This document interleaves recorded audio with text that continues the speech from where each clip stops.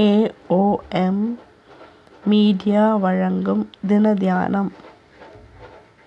மத்தேயு 13:51-52.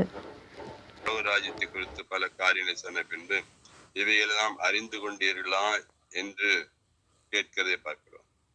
அறியவில்லை என்றால் இன்னும் விளக்கி சொல்லி தருகிறேன் என்பது அர்த்தம்.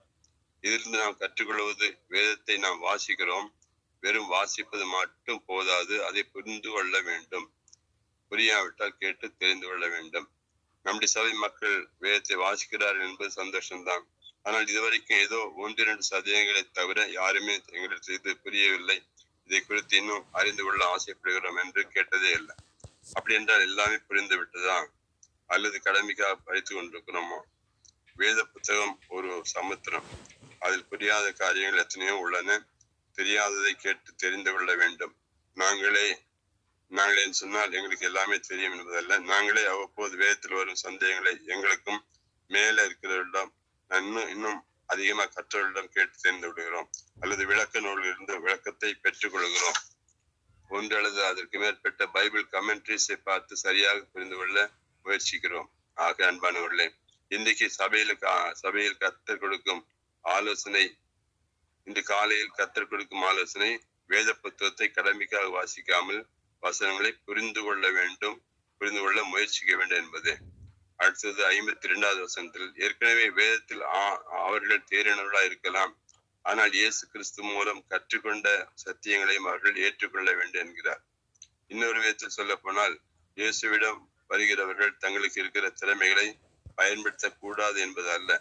உதாரணமாக, இயேசுவிடம் வருவதற்கு முன்பாக ஏதாவது டாக்டர் பட்டம் பெற்றிருக்கலாம். இயேசுவிடம் வந்ததால் தாங்கள் ஏற்கனவே பார்த்து படித்ததெல்லாம் வேஸ்ட் என்று நினைக்க கூடாது. தாங்கள் ஏற்கனவே பெற்றுள்ள அறிவை தேவனுக்காக பயன்படுத்த வேண்டும். இதைத்தான் தன் பொக்கிஷத்திலிருந்து புதியவைகளையும் பழையவைகளையும் எடுத்துக் கொடுக்கிற வீட்டு ஜமன் என்று இயேசு குறிப்பிடுகிறார். இயேசு கிறிஸ்துவன் வரும்போது ஒவ்வொருவரும் ஏதாவது ஒரு தாளந்தோடு தான் வருகிறார்கள். உதாரணமாக, பாடுகிற திறமை இருக்கலாம். இயேசு கிறிஸ்து அந்த பாடுகிற திறமையை விட்டுவிடு என்று சொல்லவில்லை. அந்த திறமையை தனக்காக பயன்படுத்த சொல்கிறார்.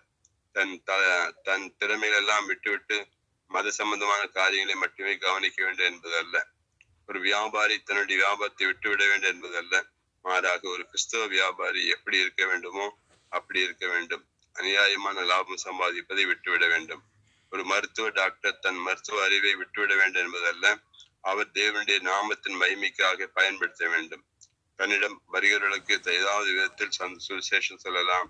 தன் அன்பான கவனிப்பின் மூலம் இயேசுவின் அன்பை வெளிப்படுத்தலாம். ஆக முதலாவது வேதத்தை கடமைக்காக படிப்பதில் இல்லாமல் அதை புரிந்து கொள்ள முயற்சிக்க வேண்டும் என்றும், அடுத்து நமக்கு இருக்கும் தாளந்துகளை கர்த்தருக்காக பயன்படுத்த வேண்டும் என்றும் இந்த கால வேளையில் கர்த்தர் நமக்கு கற்றுக் கொடுக்கிறார். நான் ஜெபிக்கலாம். நல்ல தகப்பனையும் துதிக்கிறேன். ஆண்டவரே, நல்ல நாளுக்காக நமக்கு நன்றி செலுத்துகிறோம். இந்த காலையில் எங்களுக்கு கற்றுக் கொடுத்த பாடங்களுக்காக நமக்கு நன்றி செலுத்துகிறோம். நாங்கள் கற்றுக்கொண்டதை எங்கள் வாழ்க்கையில் கடைபிடிக்க எங்களுக்கு உதவி செய்ய முடியாது நம்ம ஜெபிக்கிறோம். ஆண்டவரே, ஆண்டவரே அப்பா, அருமையான ஆண்டவரே அப்பா, சகோதரர் மணி சகோதரர்